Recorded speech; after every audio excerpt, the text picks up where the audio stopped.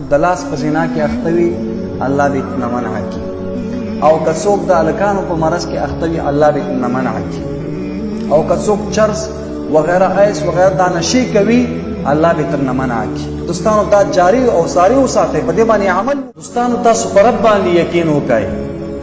ډېر داسې خلک، ډېر دوستان ما ته میسیجونه په واتساپ باندې رنګونه راته کوي، داسې په دې لوی لوی ګناهونو کې اخته دي، په دې لوی لوی ګناهونو کې یاره مولوي صاحب څه داسې عمل وکړم چې الله مې دې ګناه نه خلاص کړي. داسې یو آسان یو مجرب عمل راته وښایه. دوستانو داسې یو آسان یو مجرب عمل درښایم، خو دا تاسو ټول زده کړئ، ټولو ته وایم. بعضې وایي یاره مولوي صاحب په مشت زنا کې لګیا یم، د لاس ګناه رانه ډېر زیات کېږي.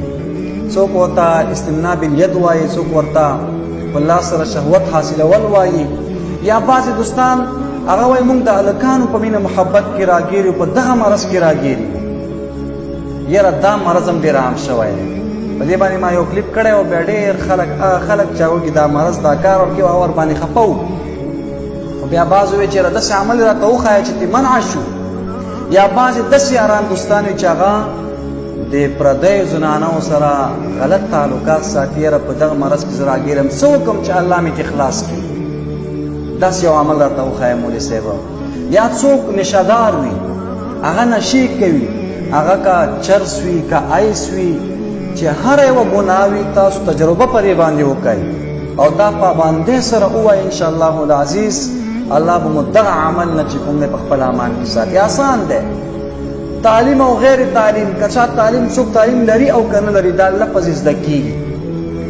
یا مانعو یا مانعو، څوک چې د هر مون نه پس د هر مون نه پس 21 کرتې 21 بار د هر ورځ وایي، انشاءالله که څوک د لاس په زنا کې اخته وي الله به نه منع کړي، او که څوک د هلکانو په مرض کې اخته وي الله به نه منع کړي، او که څوک چرس وغیرہ ایس وغیرہ دا نشي کوي الله به ترنه منع کړي. دوستانو دا جاری او ساری وساتئ، په دې باندې عمل وکړئ.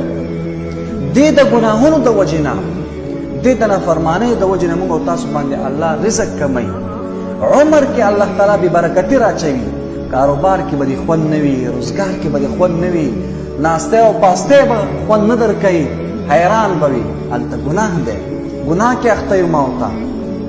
نو الله دې موږ او تاسو داسې ګناهونه نه وساتي. الله تعالی دې هر یو مسلمان داسې بېکاره بېکاره کارونه وساتي. نو چې څوک هم په داسې بیکاره عملونو کې، بیکاره ګناهونو کې راګیر وي، نو دوستانو دا 21 کرت د هر مون نه پس وایي، یا مانعو یا مانعو.